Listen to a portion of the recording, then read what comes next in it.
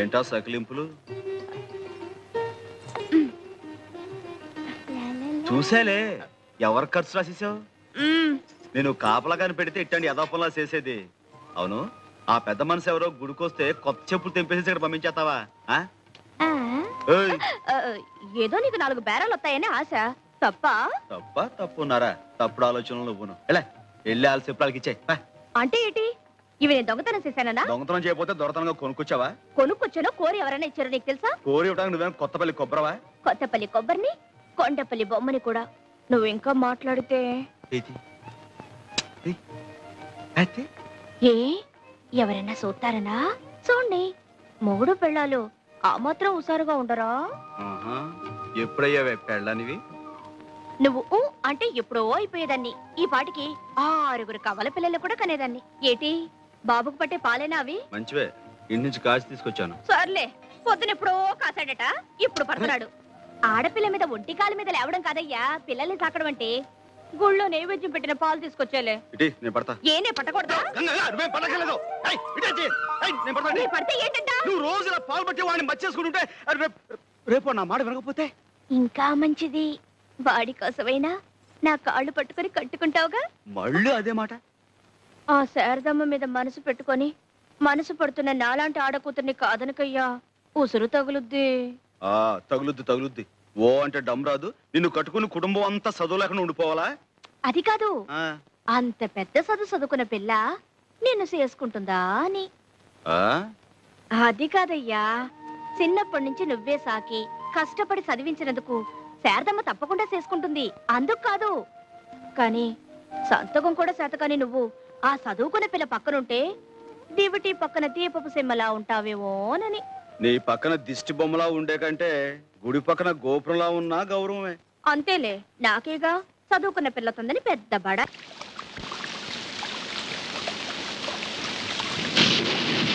ఇదేం వానబ్బా ఆగట్లేదు?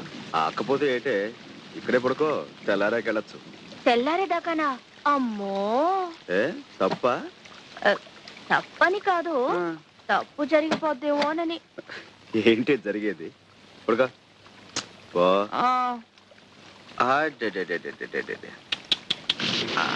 కొంచెం నాన్న.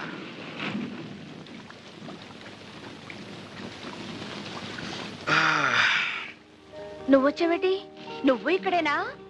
ఎదవాలోచన లేకుండా ఉంటే పక్కనే పడుకున్న బుద్ధి పక్కదారులు తొక్కదే.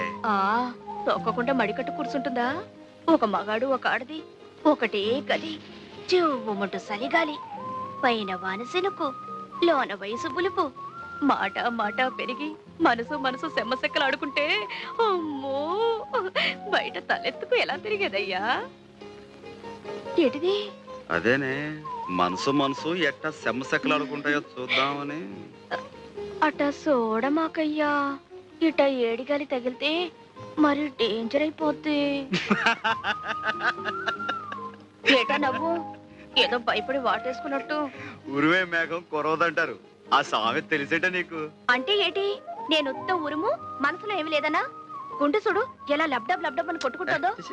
అందుకే బయట వాన కూడా తగ్గిపోయింది. ఇగో ఇక ఇంటికి దయచేయి. నాకు చీకటంటే భయం. 69, 70, 71.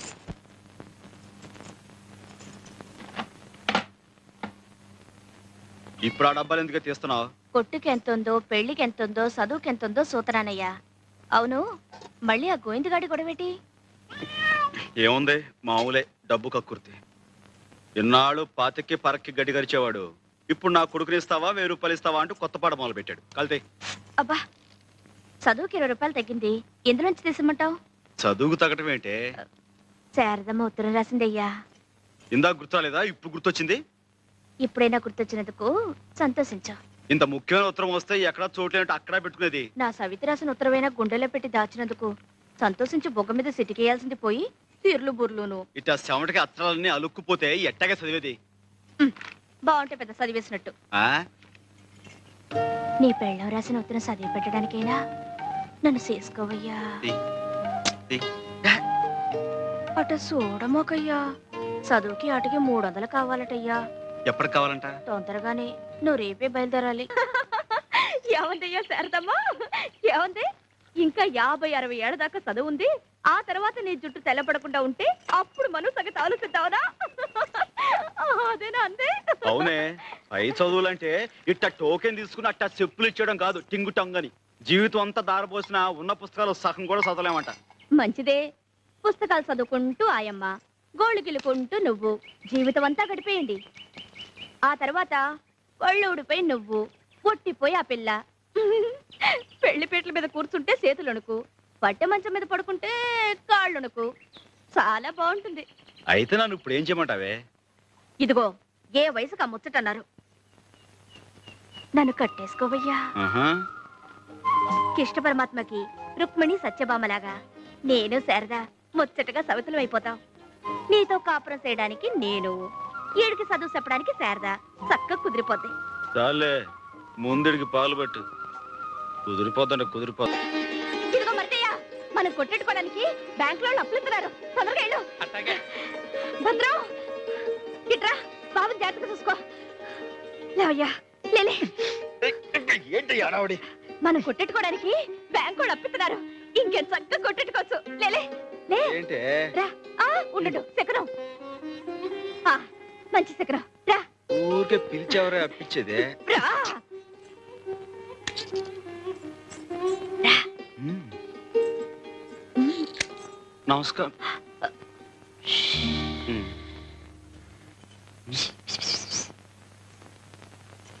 గుళ్ళో ఈయన చెప్పులే తెంపాను. నువ్వు మాట్లాడుతుండు, నీ వెళ్తాను. అందుకే అట్లాంటి ఎదో పని చెయ్యతే అని చెప్పేది. చేపట్లో ఏ బాగుంటుందో నువ్వట చూడమాకయ్యా. నేను చెప్పలా డాడీ, ఈయనే. వీళ్ళు రావి చెట్టు. నమస్కారం అండి. సాంబయ్య. ఈయనే ఆ రౌడీ వేధాల చిత్త కొట్టి బుద్ధి చెప్పి పంపింది. థ్యాంక్స్ అయ్యా. ఆ రోజు నిన్ను అమ్మాయి రికమెండ్ చేసినందుకు మన పరిచయం ఇలా అంచెలంచెలుగా అభివృద్ధి చెందుతుందన్నమాట. రా కూర్చో. పర్వాలేదండి.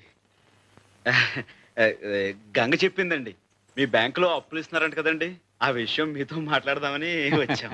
అవును, సొంతంగా వ్యాపారం పెట్టుకోవడానికి సరైన వసతి లేని వాళ్ళకి బ్యాంక్ ఇలా అప్పులిచ్చి ప్రోత్సహిస్తుందన్నమాట. మాకు వస్తే ఉంటుంది బాబు. అవును బాబు, సంపాదించిన దాంట్లో శారదమ్మ పెళ్లి కొంత, ఆమె చదువు కొంత వెనకేసుకుని కానీ. శారద విషయం ఎక్కడెందుకు, మన అవసరం ఏమిటో చెప్పుకోవాలి గాని. సర్లే, మన మంచి సెటిల్ చెప్పుకుంటేనే కదా జాలి కలిగి డబ్బు మంజూరు చేసేది. సర్లే నువ్వు సర్లే. నువ్వే. శారదెవరు? అబ్బే అదేం లేదు బాబు, తానేదో పిచ్చి పిచ్చిగా వాగుద్ది. మా సాంబయ్య మనవాడబోయే పిల్లబాబు చక్కగా చదివించుకుంటున్నాడు.